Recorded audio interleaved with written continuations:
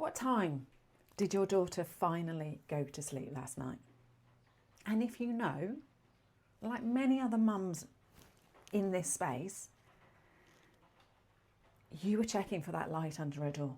And even when you got up to go for a wee in the middle of the night, as we all do, you possibly still saw that light underneath the door and you just thought, come on.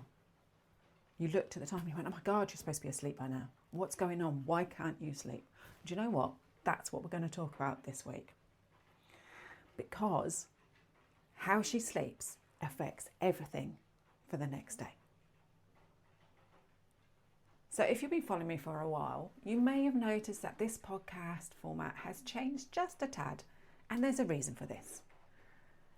I want to give you all the insights as to what's beneath your daughter's behaviour. I want to give you the why and what we've taken away in the pursuit of progress. And a massive part of this is what your daughter, and you for that matter, need for balanced health and well-being. So yeah, that's why. So let's start as we mean to go on. So if you're a mum of a teen girl or a tween who's starting to feel like a stranger inside your own house, this podcast may well stop you in your tracks a little. And I think that's a good thing. Because you've tried the conversations, you've read all the books, you've Googled at 2 o'clock in the morning, and you've maybe spoken to the school, maybe even pushed for a referral with the GP. And she still seems unreachable, still glued to her phone 24/7, still shutting you out, still not the girl that you know is in there somewhere. And you're starting to wonder, is it me? Is it her? Or is something else actually going on? Here's what I want you to know before we go any further. Nothing is wrong with her, and nothing is wrong with you. But something is seriously wrong with the story we've all been told about teenage girls. Just grit your teeth the whole way through. It's a roller coaster, and today and every week on this podcast, we're going to unpick it bit by bit. So welcome to the Teen Whisperer. I'm Rach Friedley, a health play specialist, a mum, a coach, a mentor, and the person who finally connects all those dots that everyone else has been staring at independently. I'm going to give you the full picture as to what is going on for your daughter so you have the tools at the end of your fingertips to help her in the moment. It's not rocket science, I hasten to add. Most of it is really, really simple, but in the pursuit of progress, in the pursuit of doing something bigger and better and everything else, and perfectionism, procrastination, fear of failure, everything else, it has become unknown. It has become misunderstood. But here's the truth. Your daughter's behaviour is not a problem to be fixed. It's a message from her nervous system, basically her body's built-in alarm system, that isn't getting what it was designed to need. And when you understand that, and I mean really understand it in your body, when you embody what I'm talking about, and you don't just overthink it time and time again in your head, everything changes. How you see her, how you respond to her, how you feel about yourself as a mum. And this is really important because as mums, we are told time and time again just to be stricter, just to have more rules and regulations, just to put more control in there. But actually, do you know what? It backfires with our girls. And there is a reason for this. And that's what this podcast is about. So every week, I'm going to give you the biology, the physiology, the tools, and the honest conversation that we should have had years ago. No jargon, no judgment, because that's definitely not me. No perfectionism, because that's overrated and I don't believe in it. No list of things you should have done differently earlier. It's too late right now. But what we can deal with is what's happening in the moment with our girls, what they are dealing with right now. So we're going to talk about the truth about our girls, their bodies, their cycles. Yes, and this means that even if your daughter's not menstruating yet, her body still has a cycle. It has a 28-day energy cycle. Her nervous system, and what they actually need to come back to themselves so they feel grounded, so they feel safe, so they feel seen and heard and believed in. So right, That's what we're doing. Let's go. Let's dive in. So sleep feels like it should be the most simple thing to do, doesn't it? She's tired. She goes to bed. She sleeps. But if you have a teen girl in your house, you already know it definitely does not work like that. And by the way, if you have a tween girl, so a pre-teen girl in your house, again, it doesn't necessarily work like that. And the exhaustion of watching someone you love run on empty 24/7, whilst also not sleeping yourself because you're lying awake worrying about her, which is where the 2 a.m. Googling comes in. This is a particular kind of relentless. I see you. So let's sort this out. Let's unpick it stitch by stitch. So here's what's actually happening. When her nervous system, as I say, her body's alarm system, is overwhelmed, it finds it very hard to switch off at night. It's still scanning. It's still asking, am I safe? Am I enough? Do I belong? Am I heard? Am I seen? And a nervous system running that question doesn't sleep. It stays awake. So she lies there, tossing and turning. She cannot sleep. She picks up her phone because her phone is comfort. As I've said already, if she lives at the end, if she lives somewhere rural, if she lives somewhere quiet, her phone is company. It is connection. It's something to do with the feeling. But then that phone floods her with more light, more stimulation, more input at exactly the time when her body actually needs the opposite. Her body needs that restfulness. Her body needs that sleep. And guess what happens? She gets to sleep later and later until her body clock has completely shifted. And here's what I really want you to hear. Here's what I want you to embody. Teenagers, and girls especially, have a genuine biological shift in their body clock around puberty. Their melatonin, so the sleep hormone, releases later in the evening than it does for adults. This is not a myth. This is not just a, ooh, this sounds good. It actually friggin' happens.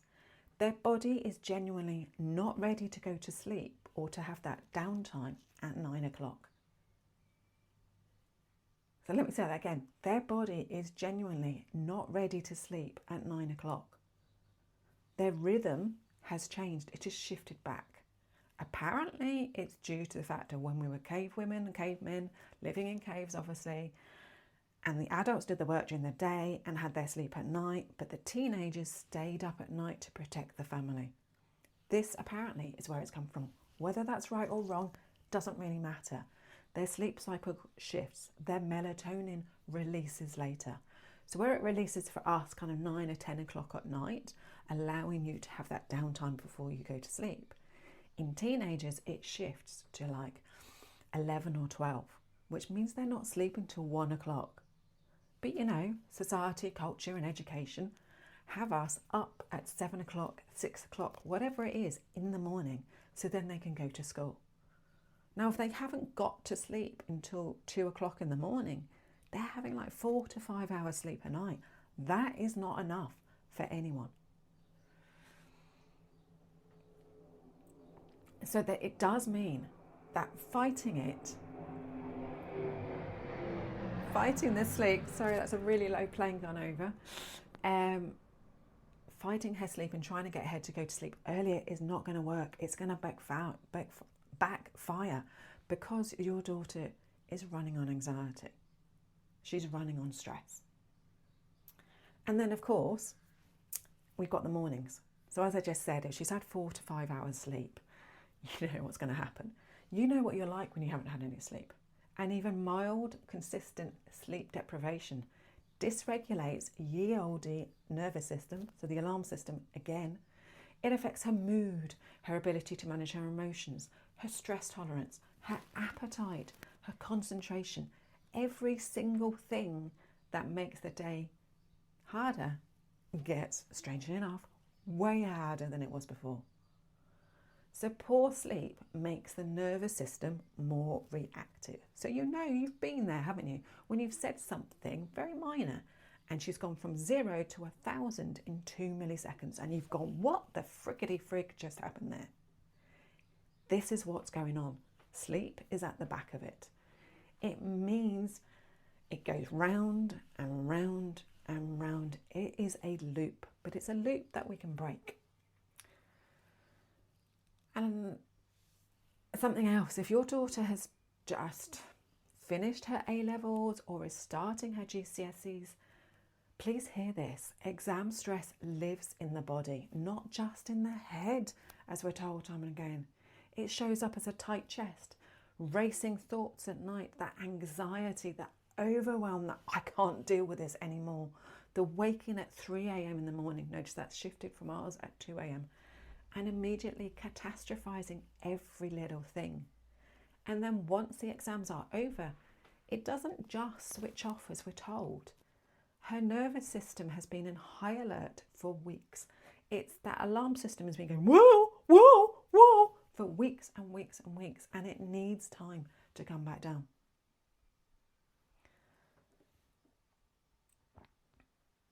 So the phone in the bed is the obvious one. And yes, that blue light really does suppress the melatonin.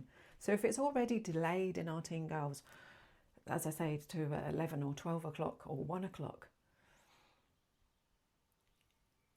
then the blue light delaying it again, it's a double whammy. And that bit isn't a myth. But it's not just about the light, it's the content. So Instagram and TikTok are genuinely designed to make them feel like there's always one more thing to see. I mean, they scroll, they see a reel, and then they're literally given another one straight away. There's no time of thought. There's no time of thinking, oh, actually, I'll put it down now. It's constant. It's fed on an eternal loop. Her nervous system doesn't know it's 1 o'clock in the morning. It just knows it's not done yet because it's been fed this constant reels of eternal loops. So how do we break it? Do you know what? I'm so glad you asked. And none of these are take the phone away at 9 o'clock, as we're told time again, because if you've tried that, you already know how that goes. It leads to escalation, it leads to kickoff, it leads to massive meltdowns, screaming matches, screaming in your face, you feeling so frustrated and angry, you can't get to sleep. Her feeling frustrated and angry, she can't go to sleep. It's a double whammy yet again. It's a knock on their nervous systems. So the first thing is to work backwards. Yep, you heard me correctly. Work backwards from sleep. So instead of focusing on what time she goes to bed, look at the 2 hours before it. And this is important. That's when you can make a real difference. So 2 hours before your bed, make a real difference and encourage her to join in. So we all need to start winding down before we get into bed. So we need less stimulation, less bright light, less drama. So probably not the conversation about her homework or whatever it is at 9:30. More warmth, more quiet, more signals that say the day is over, you're safe, you can rest. That may be a bath or a shower. It may be that you dim the lights. You have softer lights. You may have something warm to eat or drink earlier in the evening. You may have soft conversations. You may just have a connection kind of chat, which is what I do with my daughter. We sit down and we talk about what's happened in the day and what's going on the next day. So then she's got a plan. She doesn't have to overthink it during the night. She knows what's going on at every step of the way. And it's about giving them those boundaries, that kind of connection to herself that she knows what's happening. It may be a short walk before it gets dark. And I know this works on my dog so well. And yes, I did say my dog here. If she walks at night in the evening, it gives her that downtime, that regulation before she goes to sleep. I mean, these all sound incredibly small. And as I said at the beginning, at the top of this podcast episode, these things are simple. But her nervous system, that alarm system, is able to regulate as she regulates, as you regulate. The second thing is notice how her sleep shifts across the month. In the first couple of weeks of her cycle, whether or not she's menstruating, I say, her energy is naturally higher and settling is easier. In the week before her period, which I call the volatile week, because it is, sleep is often disrupted. So vivid dreams, lying awake with those anxious thoughts, those constantly looping anxious thoughts, that restlessness, it's not random. That's her hormones doing exactly what they're supposed to do. And if you can track it, you can work with it instead of against it. And the third thing, and this is so important, and this is where a Lumi light comes in. So if you've ever heard about a Lumi light, honestly, get one. I go to sleep with a Lumi and I wake up to a Lumi. It's about giving you that morning light. And I know that sounds simple. It isn't. Getting outside in natural light within the first hour of waking is one of the most powerful things she can do to reset her body clock. It tells her circadian rhythm it's daytime now. It tells her nervous system it's time to wake up, which means later when the light fades, her system starts preparing her for the night without her doing anything. Even 15 minutes of daylight in the room in that first hour is gold dust. Even just standing outside before she does something, it genuinely works. So this week, I'd like you to do one thing, and yet again, just one thing. I don't want more than that. I don't want to overwhelm you. I don't want to add more into your day. One thing for the week. Do not fight the bedtime, because you are going to come off far worse, and so is she. Work on the hour before it. Pick one thing that helps her nervous system wind down. Massage her feet, massage her head, stroke her head, have her lying down on your lap, having a drink, doing something quiet, something that doesn't involve a screen. And if she has to have a screen at bedtime because she listens to music, that's okay. Listening to music but being off the screen is okay. Having a shower, 5 minutes of just sitting near each other with no agenda, just having that connection, just having that hug calms her nervous system down. Try it, honestly, try it for a week and see what shifts. Right, remember, sleep is not a luxury. It's when everything gets repaired. So her emotional memories get filed, her body resets and regulates itself, her nervous system regulates and calms itself down. Her mood, her ability to cope, her body and her brain. When she doesn't get enough of it consistently, everything else gets way harder, and she's already working hard enough during the day. But remember, you cannot force sleep. But you can create the conditions for it. Sorry about that. And sometimes, not always, but sometimes that genuinely is enough. So before I go, if what you've heard today felt like something you so needed to hear, I want you to tell you about WTF. By the way, that's what's the feeling. But we all have lots of those WTF moments when we're bringing up teen girls. It's my membership for mums just like you. The biology, the physiology, the tools, the community of women who are in it too, all in one place. The doors are open right now, but only until the end of June. Then they close until August. So if you've been thinking about it and you've been sitting on the fence going, oh, is this what I need to do? Is that not what I need to do? Now's the time. Come and find us. The link is in the show notes. See you next week. Take care. Ta-da.